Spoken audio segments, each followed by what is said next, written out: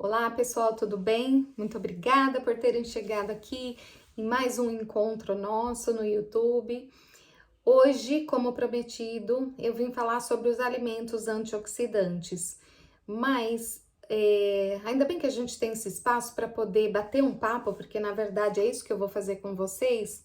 Antes da gente falar sobre os alimentos antioxidantes ou anti-inflamatórios, a gente precisaria entender o que é um corpo que está gerando essas substâncias conhecidas como radicais livres ou substâncias inflamatórias. O que caracteriza um corpo que está inflamado? Será que todo mundo tem uma certa inflamação? Bom, disso é certo. A gente sabe que até a atividade física gera um processo inflamatório que é muito benéfico para o organismo. Mas existem algumas situações da vida da gente que levam a gente ter um quadro de inflamação, de certa maneira, exacerbado, fora do normal, fora do que é de controle do organismo, onde o sistema imunológico fica alterado, e é aí quando a gente vê o início das doenças crônicas que não são transmissíveis, mas depende da sua carga genética e de todo um incentivo externo, né, de atitudes suas e comportamentos alimentares, comportamentos de atividade física, de sono, de contato com agentes agressores ou poluentes.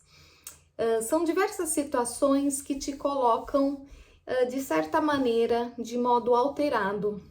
A própria produção de energia, quando a gente realiza uma atividade física, e se essa atividade física for em excesso, ela também tem um grau de, como é que eu poderia dizer, de atingir o nosso organismo negativamente. É quando a gente não dá conta da situação gerada, que está exacerbada, gerando um processo inflamatório bastante considerável. Então, quando a gente pensa naqueles alimentos anti-inflamatórios, é justamente para tentar aliviar o processo que está sendo gerado de maneira negativa no nosso organismo. Mas existem situações, que é o que eu gostaria de trazer para vocês, que naturalmente trazem ao organismo da gente uma situação de inflamação. E aqui eu não estou dizendo de uma inflamação gerada por uma infecção de vírus, bactérias ou até mesmo fungos, mas sim são situações que a gente naturalmente vai ter que passar, né? Que é o processo de envelhecimento, mas um que a gente pode evitar, que é a obesidade. O que eu quero dizer é que tanto o envelhecimento quanto a obesidade geram no nosso organismo um grau de inflamação, e essa inflamação tem, tem a condição de gerar processos inflamatórios que podem atuar negativamente, gerando substâncias químicas no nosso organismo, dos quais a gente não consegue se livrar facilmente e que, portanto, vão alterar a fisiologia, o funcionamento normal do nosso organismo. O que eu estou querendo dizer com isso? Por exemplo, a obesidade, o excesso de gordura corporal. Existem algumas teorias que vão explicar isso, mas a gente sabe que a gordura, até um nível no nosso organismo, ela é necessária, ela é fundamental. Mas acima de uma quantidade aceitável, ela gera uma desordem química interna. Por quê? Porque como é um tecido que não nasceu conosco, naquele nível não, naquela quantidade que a gente acumula não, o organismo vai entender que é um agente externo agressor. Então você vai ter todo o seu sistema imunológico voltado à tentativa de combater aquelas células gordurosas. É claro que a gente não perde gordura tentando combater elas com o sistema imunológico, mas a gente gera sim o que eu vou chamar de uma desordem química que vai alterar o funcionamento normal do nosso metabolismo. gerando assim as doenças crônicas. Este mesmo processo inflamatório que a gente vê na obesidade, através de identificação de alguns peptídeos que são citocinas, tal como nós chamamos, que são substâncias proteicas que sinalizam toda essa alteração química, e metabólitos dessas reações químicas que vão alterar o funcionamento, por exemplo, do controle do colesterol, do controle da pressão arterial, da capacidade da entrada do açúcar para dentro da célula, gerando então, por exemplo, um quadro de resistência insulínica ou diabetes. E por aí vai, até mesmo doenças mais drásticas como o câncer. Então, essa desordem química ela tem que ser combatida por algumas ações. E é claro que eu estou aqui para defender uma delas, que é a boa alimentação. Mas não apenas a boa alimentação é suficiente para que você coloque ordem na sua casa, no seu sistema orgânico, mas sim uma série de outras atitudes comportamentais que são fundamentais para que você consiga, vou usar aqui uma palavra que a gente usa muito na ciência, que você consiga modular esse sistema imunológico e que você consiga trabalhar ao seu favor, ok? Quais são essas atitudes além da alimentação? Sono adequado, então o tempo, eu não vou falar em horas de sono porque cada um tem a sua necessidade, mas o tempo necessário para descansar e descansar com qualidade, porque é nesse momento que você coloca ordem no sistema, na sua casa. Então é quando você consegue depurar algumas substâncias que precisam ser eliminadas, construir outras. É quando você dorme, quando você não está em ativo, que você consegue realizar essas funções. Então o descanso, ele é prioridade para a sua saúde, para o bom funcionamento do seu corpo. Depois nós temos a atividade física. A atividade física é muito protetora. Ela gera uma inflamação, que é uma inflamação necessária para que então você consiga ter uma resposta positiva e um bom funcionamento do corpo, uma boa resposta imunológica.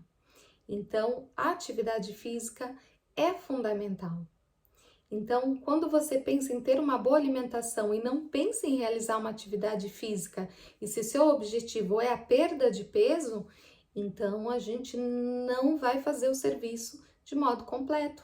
E pode ser que você tenha muita dificuldade de perda de peso, não é nem porque você não conseguiu reduzir as calorias que você está ingerindo, mas é porque você não permitiu que o seu corpo se desinflamasse e você conseguisse visualizar a perda de peso. É por essa razão que, quando eu atendo muitos obesos, muitos mesmo, hein? Não é uma situação isolada, isso eu estou falando de um acompanhamento de anos, né? Faz 23 anos que eu venho acompanhando pessoas que tentam perder peso e a gente vê o seguinte, a gente vê que elas perdem medidas, elas perdem gordura, porque a gente mede a gordura, mas elas não perdem peso na balança. Por que elas não perdem peso? Porque a química interna está tão desorganizada que os solutos dentro das células, ou seja, as substâncias químicas que estão ali presentes, elas estão de modo concentrado. Então, pelo menos você tem que aliviar essa concentração e através da retenção hídrica. Então, você retém água para aliviar o processo inflamatório do seu sistema. Então, para que você consiga haver uma perda de peso, você precisa, primeiramente, fazer atividade física, comer bem, dormir bem, para que então tudo consiga fluir para que você veja a perda de peso. Não é apenas reduzir isoladamente as calorias. Por isso que a gente até vê a perda de gordura, mas a gente não vê a perda de peso, porque a química interna está alterada, ok? Então, é toda uma questão química aqui, os alimentos funcionais, eles atuam quimicamente, tentando depurar o organismo dessas substâncias que nós chamamos de citocinas, que são as responsáveis pela inflamação e a desordem química do nosso sistema orgânico, né? Então, claro que a gente vai usar de diversas fontes de nutrientes para se livrar delas.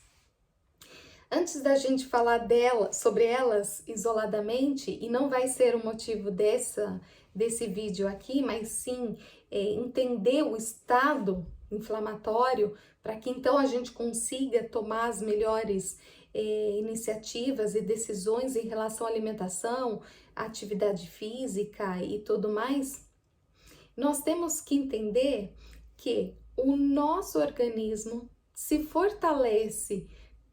E quando eu digo se fortalece, é do sistema imunológico. O sistema imunológico do nosso organismo, ele só se fortalece quando nós temos uma flora intestinal adequada.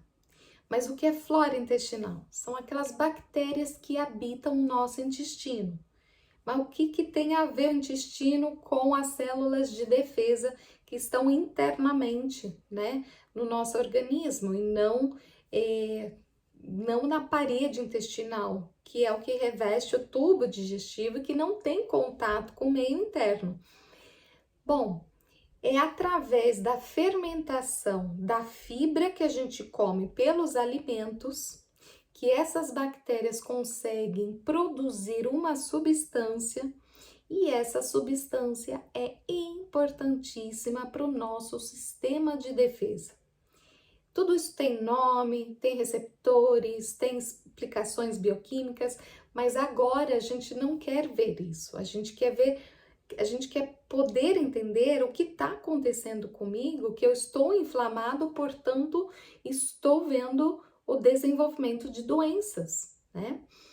Então, se de repente você está aí com uns 30 anos, está acima do peso, não tem doença nenhuma, provavelmente alguns anos mais vivendo nessas condições, você já vai começar a verificar que o colesterol começa a subir, que a pressão arterial não se controla mais, ou se você tiver uma genética propícia a desenvolver um problema de diabetes, de gota, de artrite, artrose, tudo isso vai sendo verificado com o processo de envelhecimento. Mas, de novo, eu digo, você está antecipando o processo de envelhecimento que poderia acontecer anos mais tarde.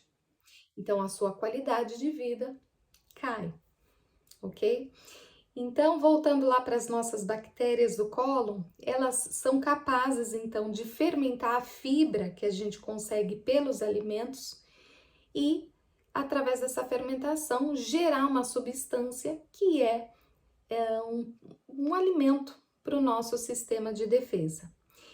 Além de dizer que uma boa flora é capaz de barrar muitas substâncias tóxicas que devem ser eliminadas através do próprio cocô, né? E que não deveriam ter sido absorvidas. Além de inúmeros outros benefícios que depois a gente poderia estar listando e só falando sobre isso, tá?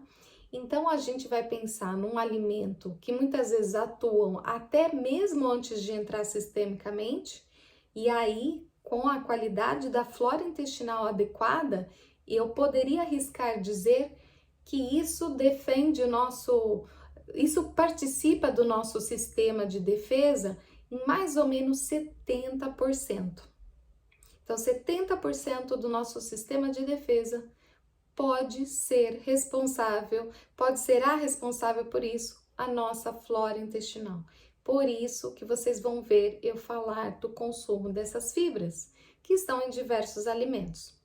Bom, dito isso, nós temos diversos outros alimentos, como vocês já conhecem, assim como temperos e até outras sementes e outros alimentos muito importantes e interessantes, que atuam no combate da inflamação.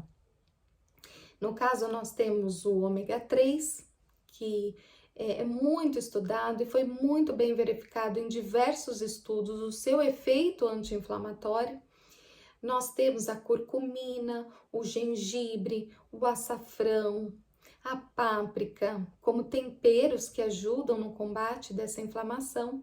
Nós temos os chás chá verde, chá vermelho, chá preto, chás brancos, diversos tipos de chá que atuam no combate à inflamação.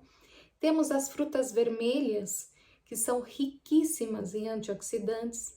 Temos os vegetais verdes folhosos escuros e por aí vai. Sementes oleaginosas, cereais integrais, que contêm principalmente a fibra, e também frutas que contêm diversos tipos de fibra. Então, tem 2 tipos de fibras, principalmente, que a gente vai ficar de olho nelas, para que então ela tenha esse efeito tão positivo na nossa flora intestinal e, portanto, no nosso sistema de defesa. Dito isso, pessoal, essas bactérias do cólon, elas também precisam de outros tipos de alimento que são provenientes de bactérias lácteas, tá? Então, isso também é outro tema para que a gente possa abordar aqui, que são as substâncias pré-bióticas, né? Ou probióticas. Então, probióticos são os bichinhos que vão habitar a nossa flora intestinal, que vai ajudar a equilibrar essa flora, e os pré-bióticos são os alimentos que vão dar condições para as bactérias sobreviverem ali, ok? Então, dito isso, falando de alimentos probióticos, anti-inflamatórios e as diversas fontes alimentares importantes que nós temos, entender que o nosso sistema de defesa orgânico depende da nossa alimentação, mas não só isso, das nossas atitudes, como atividade física, horas de sono adequado, controle do estresse, então liberação de cortisol, glucagon em excesso, adrenalina, noradrenalina, por pessoas que têm momentos de estresse não apenas agudos, mas que vem tendo a nível diário uma dose de estresse, seja no trabalho, seja na família, nas relações sociais, né? Por anos, isso passa uma fatura muito grande para o nosso organismo. E para finalizar, dizer que o que orquestra toda essa situação de inflamação, se nós vamos ter um problema de ordem de colesterol, ou de pressão, ou de diabetes, ou de um câncer, é a nossa informação genética. Então, se eu tenho uma genética propícia a desenvolver um tipo de doença, então é aquela doença que eu vou estar mais suscetível a desenvolver se eu não tiver hábitos de vida adequados. Outra informação muito importante que eu queria deixar antes de finalizar é que o alimento sozinho, diante de uma situação inflamatória muito intensa, como pessoas com muito estresse, que não fazem atividade física, não dormem direito, né? De nada adianta eu tomar um turbilhão de suplementos ou comer muito bem, né? Mesmo esses alimentos todos que eu comentei agora, de nada adianta eu ter bons hábitos alimentares se eu não tenho um hábito de vida adequado, como essas informações que eu acabei de passar para vocês. Então, quando a gente decide mudar um hábito alimentar, nós temos que estar inseridos num hábito de vida que vai acompanhar esse novo hábito alimentar. E isso não pode ser realizado apenas em um período determinado de tempo, até que a sua saúde se restabeleça, até que você normalize seu peso corporal. Isso é para ser feito ao longo da vida. Por essa razão que a gente não estimula aqui a prática de dietas que são restritivas num determinado tipo de nutriente ou que sugerem horas sem comer ou que sugerem